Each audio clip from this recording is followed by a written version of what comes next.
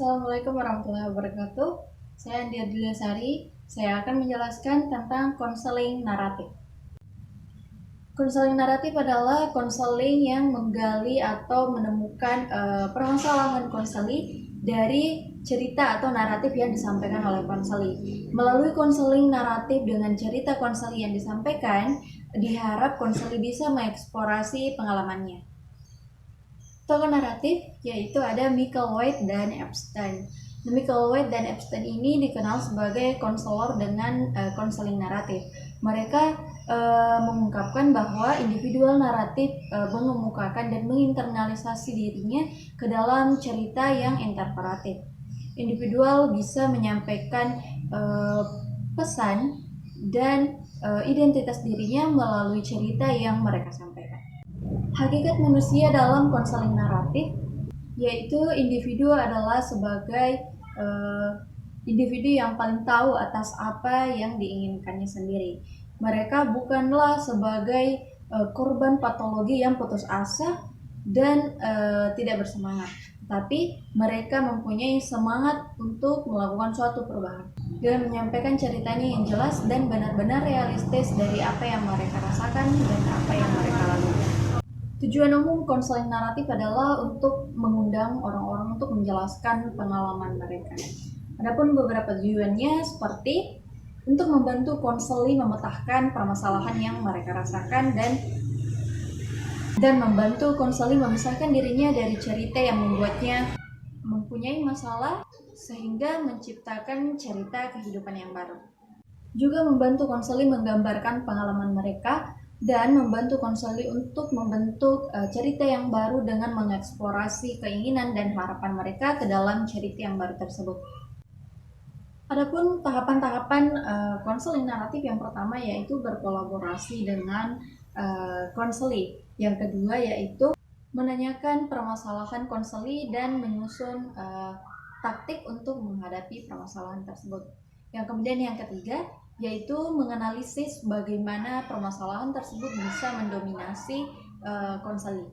Tahap selanjutnya yaitu mengajak konseli untuk melihat ceritanya dari perspektif yang berbeda. Kemudian selanjutnya mengajak konseli untuk menemukan momen atau kondisi di mana konseli tidak didominasi oleh masalahnya. Selanjutnya yaitu menemukan histori yang sama dengan cerita konseli. Meminta konseli untuk berspekulasi bagaimana keadaannya di masa depan mengenai keinginan dan harapannya. Nah, kemudian tahap yang terakhir yaitu memunculkan dan menciptakan suasana yang dapat mendukung cerita baru. Selanjutnya, teknik konseling naratif. Menurut Drewry, konseling naratif tidak mempunyai teknik khusus atau tidak mempunyai formula dan konsep kerangka tertentu. Konseling naratif bergantung pada perspektif dan keterampilan konselor itu sendiri. Yang pertama yaitu pertanyaan-pertanyaan atau eksternalisasi. Nah, di sini konselor menggunakan pertanyaan-pertanyaan untuk mengeksternalisasi pengalaman konseli guna untuk mencari informasi yang akan dikumpulkan dari konseli. Selanjutnya yaitu pencarian hasil yang unik. Pertanyaan yang digunakan tadi atau eksternalisasi tidak lepas dari hasil yang unik, di mana konselor di sini mencari kapan hasil atau kondisi yang tidak didominasi oleh permasalahan atau kapan konseli tersebut tidak diikuti dengan masalahnya. Nah, yang selanjutnya adalah cerita alternatif. Nah, di mana di sini konseli menyusun cerita baru dan konselor terbuka untuk mendengarkan cerita-cerita barunya.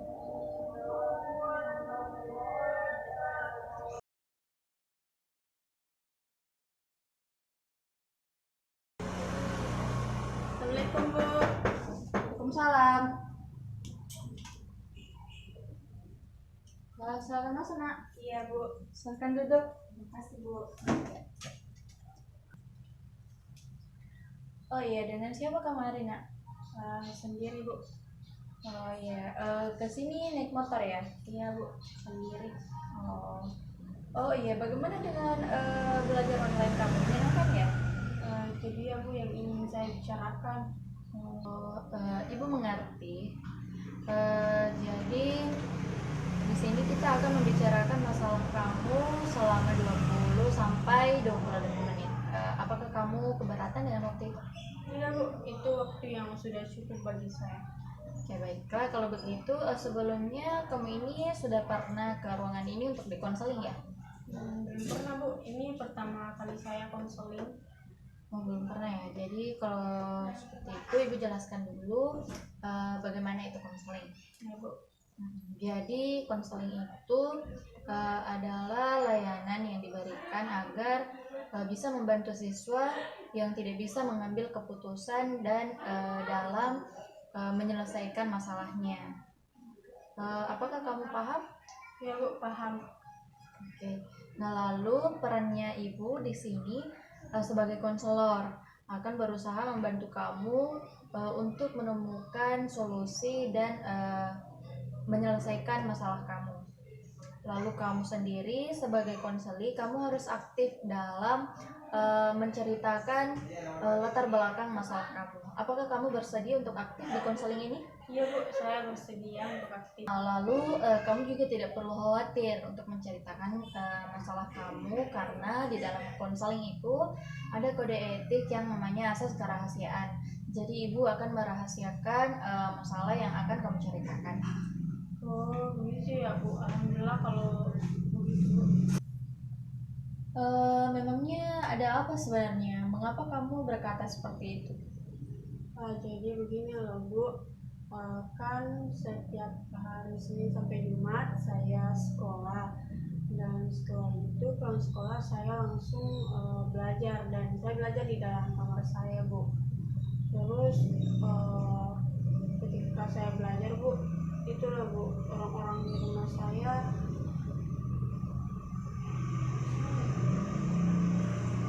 Silakan dilanjutkan. itu loh, Bu, orang-orang di rumah itu loh, Bu, orang-orang di rumah saya tampaknya tidak mensupport saya dalam hal kegiatan belajar saya, Bu. Apa yang membuat kamu bisa mengatakan itu? Karena ketika saya belajar, Bu, ketika saya belajar di dalam kamar, terus sudah waktunya makan siang, tidak ada yang memperhatikan saya, Bu. Tidak ada yang membawakan saya makanan ke dalam kamar, Bu. Jadi kamu ketika kamu belajar di kamar kamu dibiarkan fokus belajar ya? Bukan difokuskan belajar sih, Bu, tapi sepertinya saya tidak dipedulikan, Bu, seperti itu. Oh, jadi kamu malas belajar di rumah karena kamu merasa tidak mendapat dukungan karena tidak dipedulikan? Iya, Bu. Jadi sebenarnya kamu ingin kamu bisa semangat belajar lagi di rumah kamu. Iya, Bu, seperti itu. Jadi sebenarnya awalnya kamu merasakan kamu tidak dipedulikan itu ceritanya seperti apa? Jadi begini, Bu, kan saya belajar di kamar saya, dan kebetulan kamar saya itu ada di lantai atas, dan keluarga saya itu ada di lantai bawah. Nah, ketika makan siang atau misalkan ada makanan, Bu, kan saya dipanggil, Bu, tapi kebetulan saya ada kelas, jadi ditunda, Bu. Tapi mereka itu tidak peka, Bu, tidak membawakan saya makanan atau apa gitu, Bu. Oh, jadi kamu malas karena menurut kamu orang-orang di rumah kamu tidak peduli dengan kamu. Iya, Bu, seperti itu. Jadi di sini ibu punya kertas kosong, kamu ambil. Apa, Bu? Jadi itu kamu tadi yang kamu ceritakan bahwa kamu tidak mendapat dukungan dan tidak dipedulikan. Nah, kalau menurut ibu antara merasa tidak dipedulikan, tidak mendapat dukungan itu berbeda dengan kamu diberi waktu untuk fokus belajar. Nah, jadi tadi kamu ceritakan kamu merasa tidak mendapat dukungan dan tidak dipedulikan saat belajar di rumah kamu. Nah, kalau menurut Ibu, antara tidak mendapat dukungan, tidak dipedulikan itu dengan dibiarkan untuk fokus belajar itu berbeda. Jadi sekarang coba kamu tuliskan apa yang ada di benak kamu tentang dua hal itu. Bisa dipaham? Ya Bu, paham. Oke, silakan ditulis. Sudah selesai Bu. Oh iya, coba kamu bacakan. Ya Bu. Jadi di sini saya baca ya Bu. Entah orang-orang di rumah sengaja untuk memberi saya waktu fokus belajar sendiri di kamar, tapi saya merasa saya cuma tidak dipedulikan. Orang-orang di rumah sudah asik dan seru-serunya makan kue lah atau pas makan siang. Saya dipanggil makan terus, kalau saya jawab masih ada kelas ya sudah sampai di situ aja. Saya bahkan tidak diberi makan di kamar saya jadi malas belajar dan bete di kamar saya. Oke, jadi kamu merasa tidak dipedulikan saat kamu belajar di rumah kamu, di kamar kamu sendiri.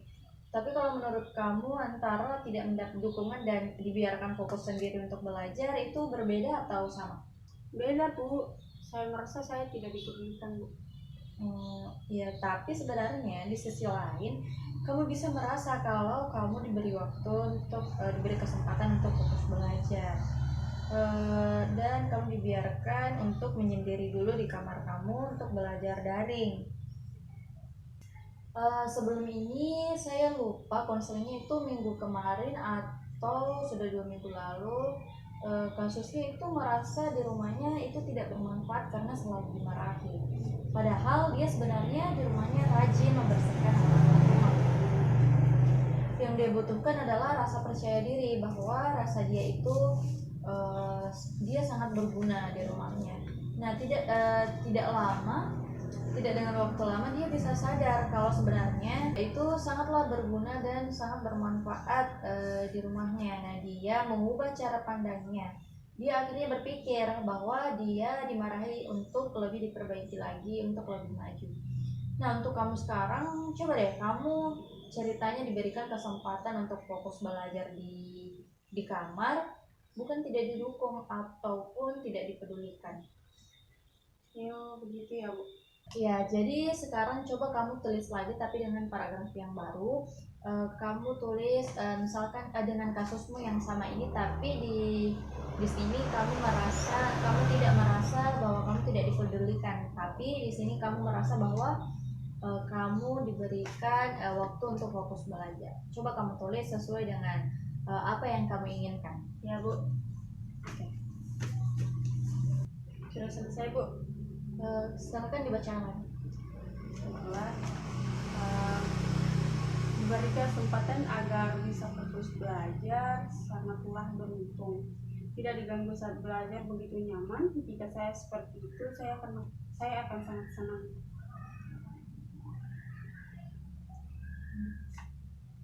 Lalu dan saya akan sangat merasa nyaman. Dengan perasaan nyaman yang saya dapatkan, saya tentu akan lebih semangat dalam kegiatan belajar saya di rumah. Saya pasti tidak lagi bete atau malas belajar. Saya pasti ceria dan semangat setiap belajar di kamar saya. Nah, jadi sebenarnya ada hal yang positif ketika kamu merasa bahwa kamu ini diberi kesempatan untuk belajar, bukan tidak dipedulikan. Nah, jadi itu tadi cerita kamu yang mengalami kasus yang sama, tapi kamu merasa bahwa kamu diberi kesempatan untuk fokus. Nah, sekarang menurut kamu lebih nyaman yang mana, ketika kamu merasa kamu tidak dipedulikan atau ketika kamu merasa bahwa itu dilakukan untuk memberi kamu kesempatan untuk fokus belajar? Diberi kesempatan untuk fokus belajar Bu. Oke, jadi kamu merasa lebih nyaman ketika kamu merasa kamu diberi kesempatan untuk fokus belajar. Nah, jadi sekarang menurut kamu bagaimana? Menurut saya Bu, saya harus mengubah cara pandang saya Bu. Ya, jadi dalam kata lain, kamu harus berusaha untuk berpikir positif ya. Iya Bu, seperti itu. Ya, di rumah kamu punya kakak atau adik? Kakak Bu. Kamu dekat dengan kakak kamu? Iya Bu, dekat. Oke, kalau begitu kamu bisa meminta bantuan kepada kakak kamu tentang cara pandangan kamu yang baru ini. Bisa Iya Bu. dipahami? Iya Bu, paham. Sampai di sini masih ada yang ingin kamu sampaikan? Sudah tidak ada lagi Bu, saya. Oh ya, dari tadi kita sudah menceritakan permasalahan kamu, kita sudah berdiskusi mengenai apa yang kamu rasakan.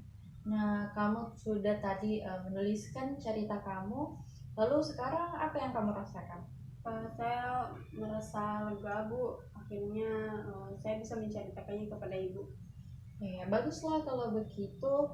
Kamu ini sebenarnya anak yang cerdas karena ibu lihat tadi dari cara kamu menulis, dari cara kamu membacanya, kamu bisa merangkaikan kata-kata dan saat membaca tadi kamu bisa mendalami dengan ekspresi. Kamu ini suka baca tulis puisi ya? Iya Bu, lumayan. Oh, baguslah kalau begitu. Oh ya, kalau misal ini jadi nanti minggu depan kita akan ketemu lagi di ruangan ini di hari apa dan jam berapa? Seperti ini saja Bu. Oh iya.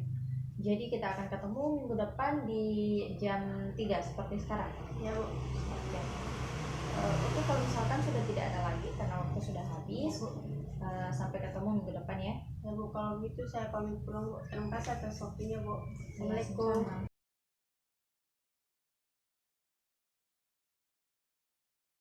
Bagaimana kabar kamu? Alhamdulillah baik Bu. Alhamdulillah kalau begitu. Iya, kali ini kita langsung, Ibu mau mereview pertemuan kita minggu kemarin. Nah, jadi minggu kemarin itu kamu sudah menceritakan bahwa kamu itu merasa malas dan bete belajar di rumah karena kamu merasa tidak dipedulikan. Kamu juga sudah menuliskan dan menceritakan tentang sifat orang-orang yang ada di rumah kamu ketika kamu belajar. Nah, sekarang ini Ibu mau tanya, setelah 1 minggu apa yang kamu rasakan? Adakah sesuatu yang baru yang kamu rasakan? Ya Bu, ada. Saya merasa tidak bete lagi Bu, dan saya juga merasa lebih bersemangat lagi Bu dalam belajar. Oh, kalau begitu Ibu mau minta kamu menulis lagi seperti minggu kemarin, bisa? Iya Bu. Bisa. Oke, kamu sudah mendapat perubahan. Jadi Ibu mau tahu apa yang membuat kamu termotivasi dan dari siapa motivasi itu sehingga kamu bisa mendapatkan hasil yang kamu dapatkan sekarang ini. Iya Bu. Sudah selesai Bu. Oke, sekarang silahkan dibacakan. Saya termotivasi dari diri saya yang dulu itu saya tidak manja. Saya sekarang sadar karena inisiatif saya. Kemarin mau berubah, entah berasa ada dorongan Bu bahwa saya bisa berubah jadi lebih baik lagi. Saya juga termotivasi dari orang-orang di rumah saya. Mereka itu ternyata malah mendukung saya belajar karena itu mereka tidak ingin mengganggu saat saya belajar. Oh iya, jadi kamu merasa terdorong sendiri untuk melakukan perubahan yang untuk menjadi lebih baik lagi. Iya Bu. Nah, lalu sekarang bagaimana sih perasaan kamu dengan hasil yang kamu dapatkan sampai sekarang? Saya sangat puas Bu karena saya dapat berpikir positif lagi Bu. Nah, baguslah kalau begitu. Ibu anggap kamu sudah berhasil dalam mengatasi dan menemukan solusi kamu di permasalahan kamu ini. Masih ada yang ingin kamu sampaikan? Sudah tidak ada lagi Bu. Oh iya, kalau misalkan sudah tidak ada lagi, Ibu anggap cukup konseling kita 2 sesi ini kita bisa selesaikan karena kamu sudah berhasil mendapatkan solusi kamu. Iya Bu. Iya. Kalau begitu saya permisi dulu Bu. Terima kasih atas waktunya selama ini. Iya. Assalamualaikum Bu. Waalaikumsalam.